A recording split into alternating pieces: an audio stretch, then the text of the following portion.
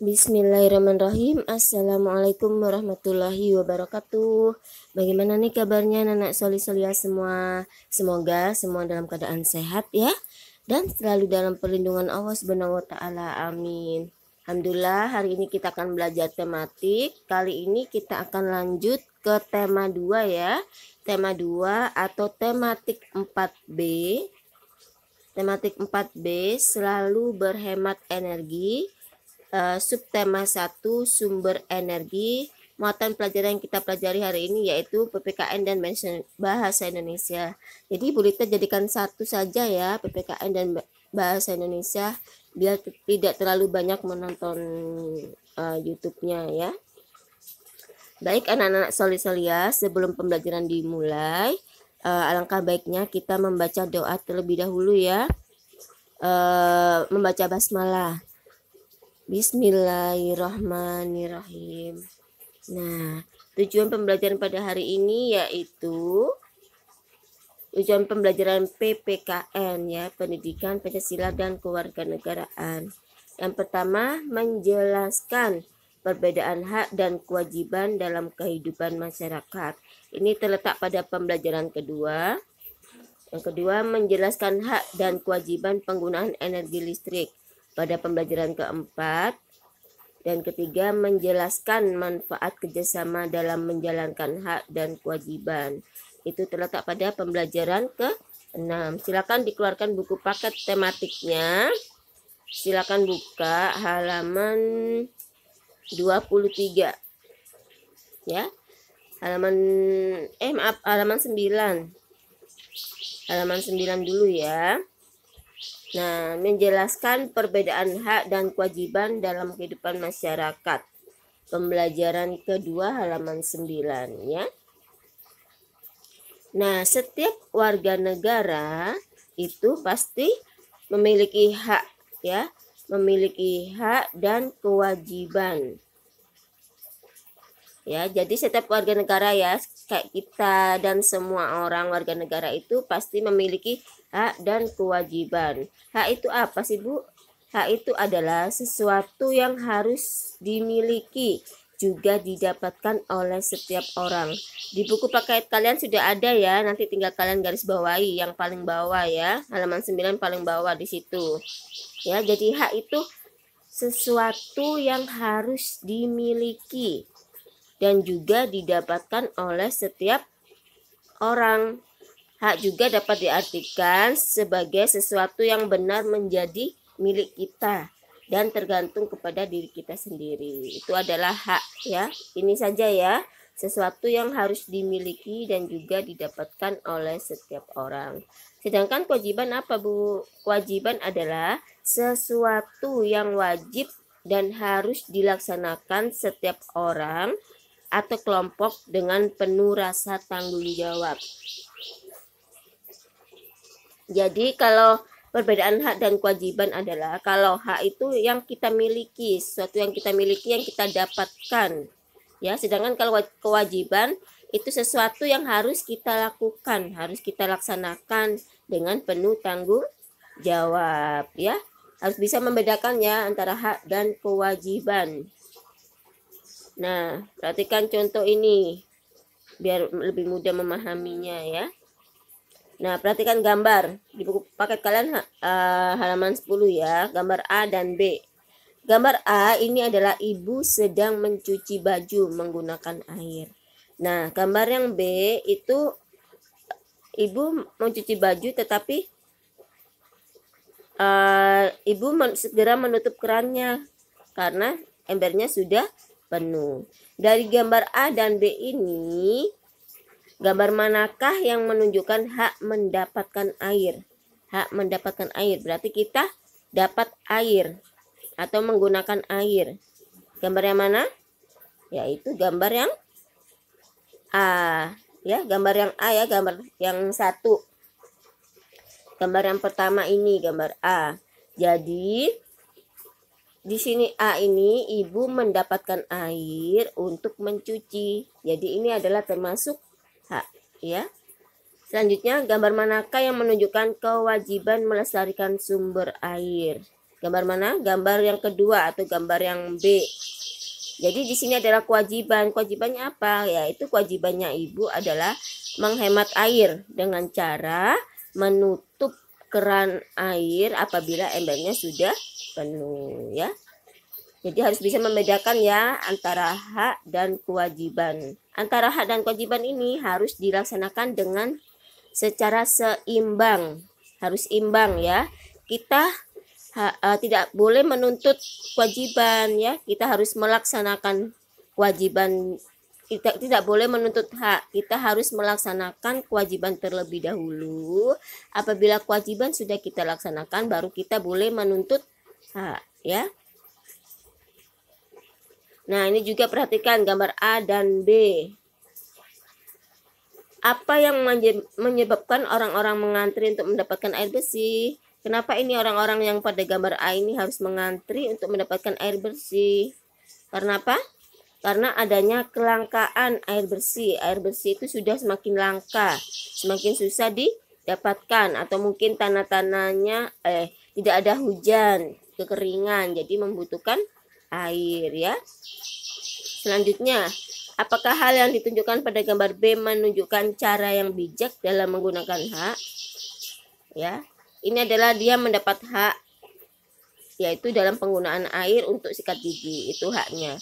Nah, apakah kewajibannya ini sudah ditunjukkan dengan cara yang baik?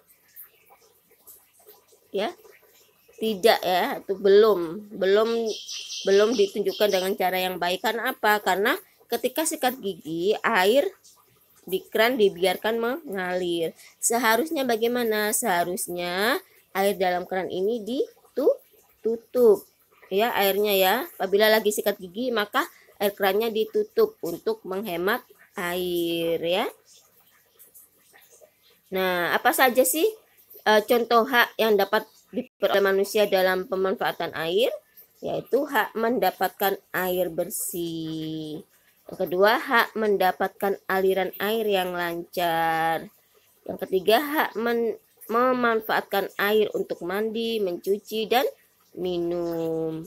Terus hak memanfaatkan air untuk mengairi sawah. Itu adalah contoh hak ya kita yang diperoleh manusia dalam pemanfaatan air. Sedangkan contoh kewajiban yang harus dilakukan dalam pemanfaatan air, yaitu menggunakan air sesuai kebutuhan, menutup keran air jika sudah tidak digunakan, tidak mencemari air dengan limbah. Dan seperti itu ya, itu adalah contoh hak dan kewajiban dalam penggunaan air ya.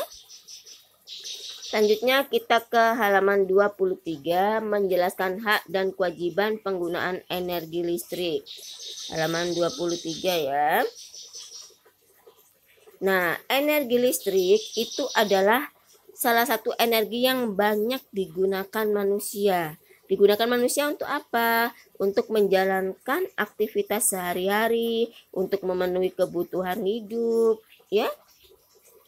Nah, kebutuhan akan energi listrik itu tidak akan pernah habis. Kita masih banyak membutuhkan energi listrik. Nah, oleh karena itu, sumber energi yang tersedia di alam, sumber energi listrik yang tersedia di alam itu semakin berkurang.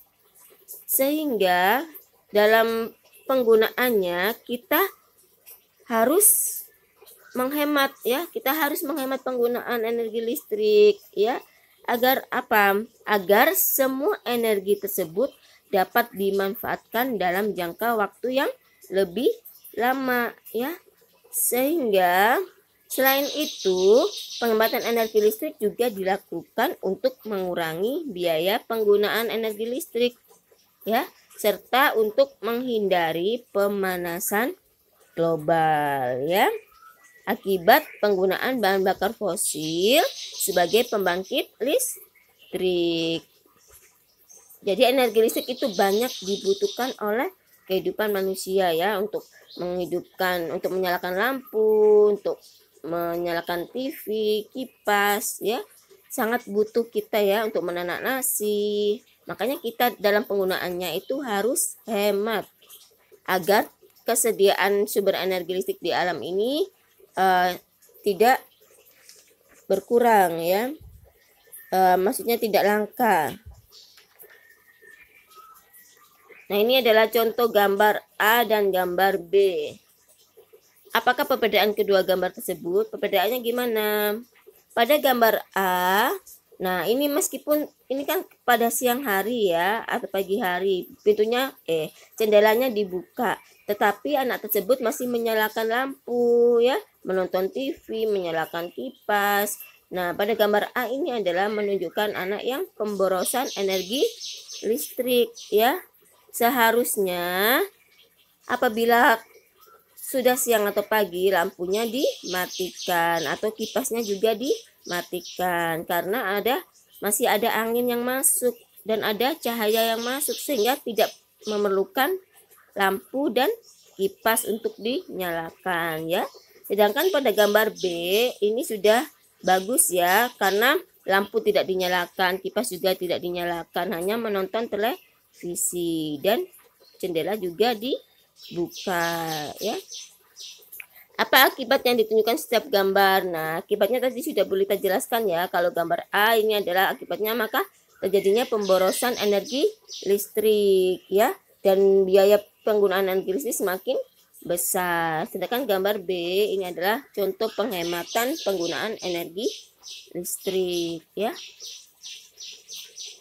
Selanjutnya kita ke halaman 33 ya.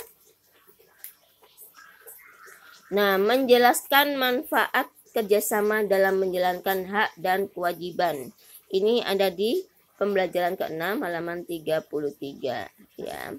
Aktivitas manusia ya, hampir semua aktivitas manusia itu memanfaatkan sumber daya alam. Nah, baik yang sumber daya alam dapat diperbarui dan tidak dapat diperbarui, semua semua manusia memanfaatkan sumber daya alam.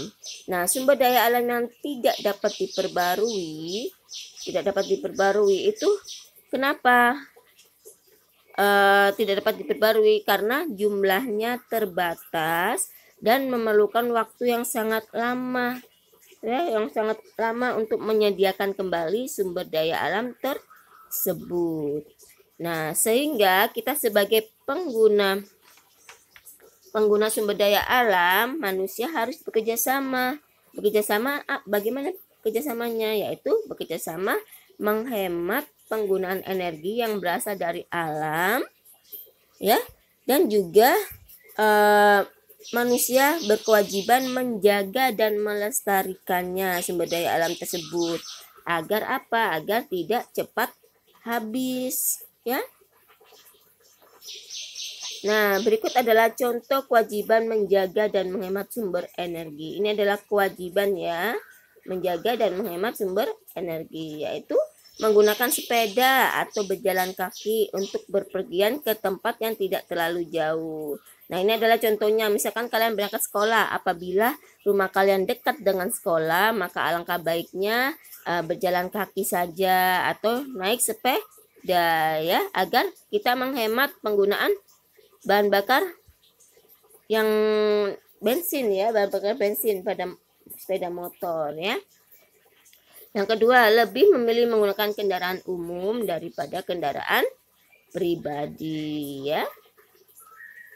Selanjutnya adalah contoh hak yang diperoleh setelah melaksanakan kewajiban. Jadi kita harus melaksanakan kewajiban terlebih dahulu, baru kita boleh menuntut hak. Nah, haknya apa? Yaitu memperoleh sumber energi untuk melakukan aktivitas sehari-hari ya. Selanjutnya, terpenuhinya kebutuhan sehari-hari. Itu adalah contoh contoh hak yang diperoleh setelah kita melaksanakan kewajiban. Jadi kayak kita bisa mendapatkan bensin atau minyak tanah untuk menyalakan kompor, atau bisa untuk memenuhi kebutuhan kita sehari-hari ya. Selanjutnya kita ke muatan bahasa Indonesia. Tujuan pembelajarannya yaitu menemukan gagasan pokok dan gagasan pendukung dari teks visual. Itu pembelajaran pertama. Yang kedua, mengidentifikasi informasi dari teks visual. Pembelajaran ketiga. Dan yang ketiga, menemukan gagasan pokok dan gagasan pendukung dari teks visual. Jadi pembelajaran 6 dan pembelajaran 1 itu sama saja ya. Sama saja, cuma memang beda teksnya. Nah, Bulita jelaskan di sini halaman 3 ya, muatan bahasa Indonesia halaman 3. Nah, teks visual itu apa sih, Bu? Pasti kan bingung ya, teks visual. Nah, visual itu melihat. Jadi kalau teks visual itu adalah teks yang dipahami dengan cara melihat. Dengan cara melihat, bisa melihat gambarnya atau bisa melihat teksnya. Teksnya yang kita lihat ya, yaitu bacaannya. Nah, bagaimana cara menemukan gagasan pokok dan gagasan pendukung dari teks visual? Ada dua cara ya. Cara pertama, kita temukan terlebih dahulu pokok utama atau ide utama dari tiap-tiap paragraf. Jadi, ditemukan dulu gagasan pokoknya dari setiap paragraf, kemudian dirangkum menjadi satu, lalu diambil sebuah kesimpulan ya. Itu cara kita menemukan gagasan pokok dan gagasan pendukung. Yang kedua, kita membaca dan memahami semua paragraf, dibaca dan dipahami semua paragraf dengan cermat, lalu mengambil kesimpulan ya. Silakan boleh yang ini apa yang itu ya. Boleh cara kedua, boleh cara ke satu. Nah, ini adalah contoh bacaan teksnya ya. Teksnya contohnya adalah matahari sebagai sumber energi terbesar di bumi. Ya. Jadi nanti ini dibaca. Nah, setelah itu kita lihat visualnya antara gambar dan teks visualnya. Baru kita mencari gagasan pokok dan gagasan pendukung ya. Nah, nanti silakan dibaca saja ya, dibaca saja hal-hal yang penting-penting kalian garis bawahi ya. Itu adalah contoh teks visual dengan cara melihat teksnya dan melihat gambarnya. Baru kita menemukan gagasan pokok dan gagasan pendukung. Nah, pembelajaran ketiga, mengidentifikasi informasi dari teks visual, halaman 15. Nah, jadi di sini teks visual sama saja ya. Informasi dari teks visual itu informasi dapat diperoleh dari gambar. Jadi tidak hanya berupa bacaan saja, bisa dengan gambar. Nah, informasi yang dapat diceritakan dengan menjelaskan bagian-bagian gambar secara detail dan terperinci. Sampaikan juga gagasan pokok sesuai gambarnya. Nah, misalkan ini adalah gambar apa? Gambar kincir angin Belanda. Nah, dari gambar ini kalian kembangkan ya, kembangkan menjadi sebuah paragraf. Dengan cara apa? Dengan cara mencari gagasan pokoknya terlebih dahulu. Ya. Misalkan tentang kincir angin itu asalnya dari mana? Kalian kembangkan ya, dikembangkan gagasan pokoknya apa, terus kalian kembangkan gagasan penjelasnya atau pendukungnya menjadi kalimat-kalimat pendukungnya ya.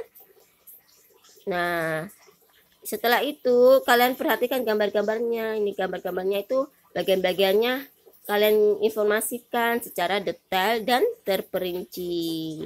Nah, seperti itu ya. Jadi ini dari gambar kita bisa mengembangkan menjadi sebuah paragraf. Nah, dari paragraf tersebut kita mencari gagasan pokoknya atau kalimat utamanya.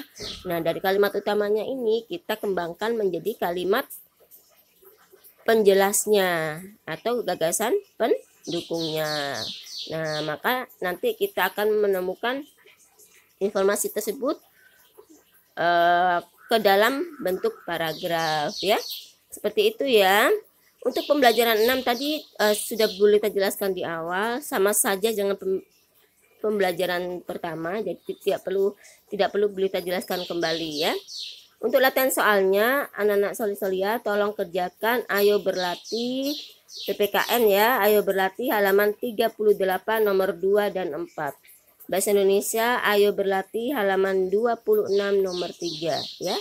Cukup sekian penjelasan dari Bulita. Apabila ada yang kurang dipahami silakan ditanyakan. Jazakumullah khairan katsir wa barakallahu fikum. Wassalamualaikum warahmatullahi wabarakatuh.